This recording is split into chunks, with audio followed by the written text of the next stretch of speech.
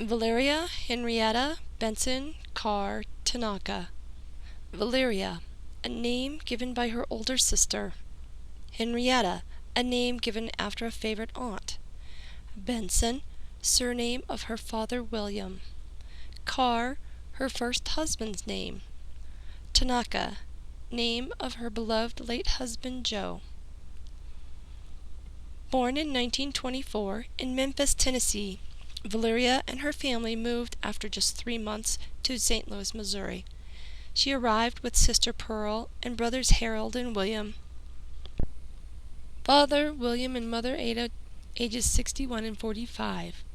Valeria, aged 10 months, 1924, with brother William. Mama Ada Benson with Valeria, 1924. Valeria, age 18 months, with brother William and Mama Ada, 1925.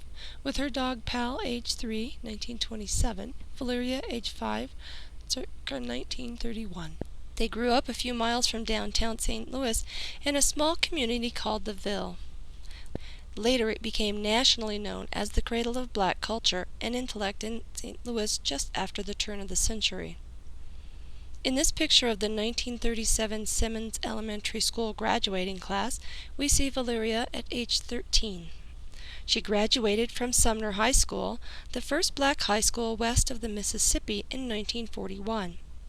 During Val's high school years, she played alto sax in the marching band, orchestra, and after graduation played in the National Youth Administration's Little Symphony Orchestra. 2 years of teacher's college and 6 months of business college completed her formal education. She began working when she was about 18 years of age. One of her first jobs was at the U.S. cartridge plant in St. Louis as a bullet turner for .30 caliber cartridges. If that task already wasn't unusual enough, she even earned extra money by working in a high-risk area around gunpowder. Valeria recalls when someone dropped a box of .50 caliber cartridges on the concrete floor. She said you could hear the bullets ricocheting off the walls and ceiling. Thank goodness no one was hurt, but it made for a few exciting moments. With her adventurous spirit intact, Valeria left St. Louis, Missouri in 1945 at age 21. Leaving friends and family, she moved 1,500 miles away to Vancouver, Washington, to train as a ship's welder at the Kaiser shipyards. Armed with the skill of welding a seam that looked like a stack of dimes, she looked forward to boarding a ship. However, that day never came. The following day, after her completion of her welder's class, was VJ Day, Victory over Japan Day. The war had ended. Valeria's love of photography and videos led her in a new direction of work. She became a nightclub photographer. She decided to give it a try, not knowing much about the job. Working out of 2 clubs, she used a Speed Graphics camera and learned how to take pictures, develop the negatives, and print the glossies while the customer waited. She had no idea this art form would grow into a continuing evolution of media technology. She has used this knowledge to capture the history of her family, friends, and other interests. Valeria's government employment began in 1946 when she was hired as a clerk typist for the War Assets Administration while still working at the nightclubs. When the agency closed in 1948, she acquired a clerical position with the United States Treasury Department, Northwest Regional Office, and worked there for 2 years. In 1947, she married Jerome Jerry Carr in Stevenson, Washington. Later, they moved across the river to Portland, Oregon, where they lived for 3 years. The marriage ended in 1950 with no children from this union. After living on the West Coast, Valeria moved back to the Midwest, first to Cleveland, Ohio, and then back to St. Louis, Missouri. She began working for the government again at the Army Finance Center. During Valeria's stay in Portland, she met George Joe Tanaka, who was full-blooded Japanese. Eventually, Joe followed her to St. Louis, where he proposed marriage. They had a rude awakening when they were informed that the laws in Missouri would not grant marriage licenses to interracial couples. They found they could get a license in East St. Louis, Illinois, where they drove to get it. Because they had to wed in the same state that issued the license, they had to get married that day. They were wed on August 21st, 1950.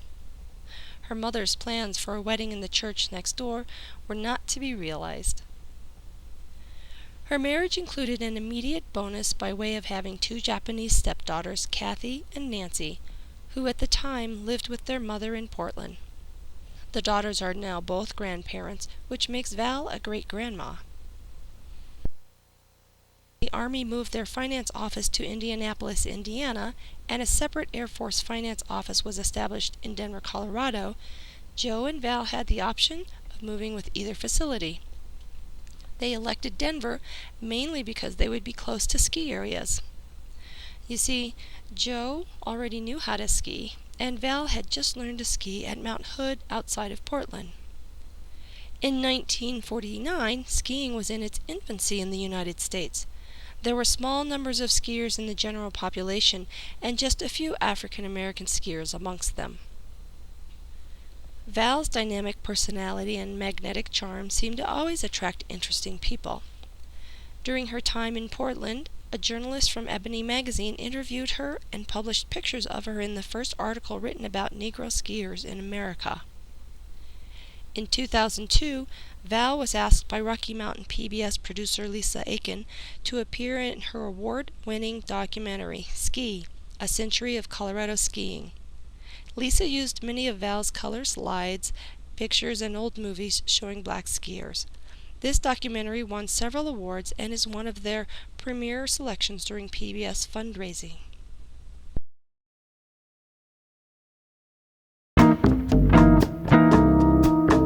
For aspiring skiers wanting to measure themselves against the world's best, there was NASTAR, the amateur racing circuit. My company ran it for 30 years.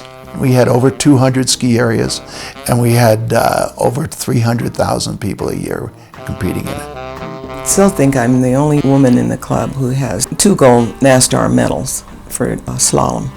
I just love the speed. I love the race. I would get to the top of the gate, and I'd be so nervous I just couldn't wait for the gate to open. And the minute it would open, I'm down. I was shooting out. One day I didn't think I did anything, and I got the gold. Back in the 40s and 50s, there were not too many people who skied, period. And so we were kind of like, I wouldn't say pioneers, but it was innovative for us to be up there in the first place. And this didn't have really anything to do with black, white, green, or gray. It was just not very many people skiing. And when we saw a person of color on the hill, and we go skiing over to them, everybody was trying to get everybody together because there were so few of us. There were even fewer black ski patrolmen. None until 1968, when Berthoud Pass hired Bryce Parks and Floyd Jackson. Both men, along with Val Tanaka and her husband George, became founding members of the Sippers and Sliders, Colorado's first black ski club. Bryce, Felda, Jinx, Bernice Jenkins, Floyd Jackson, Floyd Cole, and myself. Felda came up with the name the first night because she said, "We sip and we slide. So why don't we call it the Sippers and Sliders?" And we said, "Oh, that's a good name." So I understand last year it was changed to be politically correct, Slippers and Sliders. And also the logo was changed. We took the glass off and put a couple of skiers on the logo. The sport of skiing was for everybody and did not discriminate against race or age or ability. Although Val did skiing, together the family did many things. Outside of their daily jobs, the life as a family consisted of bowling, golf, fishing, and skiing. Joe liked to hunt birds and small game, while Val and the kids mostly watched. Almost every summer they hit the road and motored in or out of the state. Somewhere along the way, about 1973, Val found time to teach knitting and crocheting at Denver's Emily Griffith Opportunity School and the YMCA. She also conducted dry land ski classes for beginning skiers in the club. Joe owned and operated several service stations. He liked working for himself since he had always worked in a family-owned business from the time he was a child. After his stint as a station owner, he returned to the finance center where he worked until his death in 1975. He was so well known and liked at the finance center that there were over 500 people who attended his funeral. Joe and Val's marriage lasted 25 years, and they had 3 wonderful children: George Jr., Buzz, Michael, and Joanne. Certainly Joe would have been proud as to have been a part of being the grandfather of 8 grandchildren and 12 great-grandchildren. In 1984, Valeria retired from the Air Force Finance and Accounting Center after 30 years of service. Her last position was with the Comptroller's Office managing mortuary funds worldwide. While working, Val's exposure of computers included words like mainframe data entry, punch cards, etc. She knew nothing about personal computers, PCs, or how they worked. So, after retirement, she decided to purchase her first PC. It sat in the closet for almost 3 years. She decided to learn how to use her computer and enrolled herself in a class downtown. Since parking downtown was difficult, Val, at 45 years of age, rode her motorcycle to school. The motorcycle actually was more like a scooter.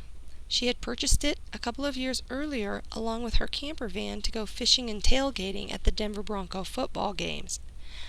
The mystique of the PC soon disappeared after the very first day of class, when the instructor handed them a screwdriver and had them dismantle it. She has since purchased about 5 PCs, upgrading and keeping up with the changes in technology. Looking back, she says, "I don't know how I ever lived without a computer."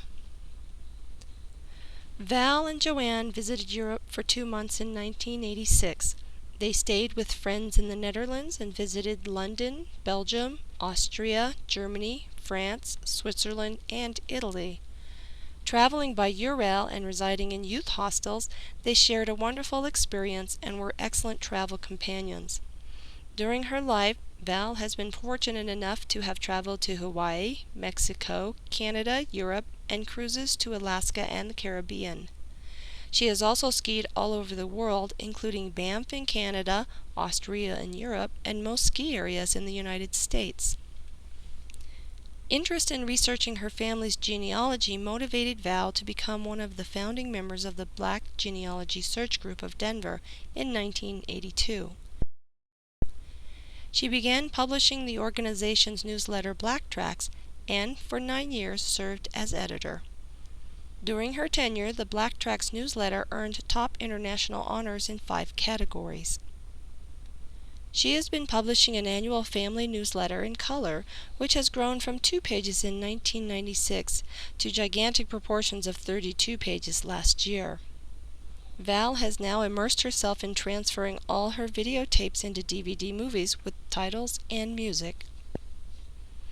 To bring you up to the present, at a dinner dance held last year, the Slippers and Sliders Ski Club honored her as one of the 4 surviving founding members of an organization which has been in existence for 35 years. She was accompanied by son Buzz, daughter Joanne, grandson Christopher, and his wife Melissa. Boy, has Valeria had a full life.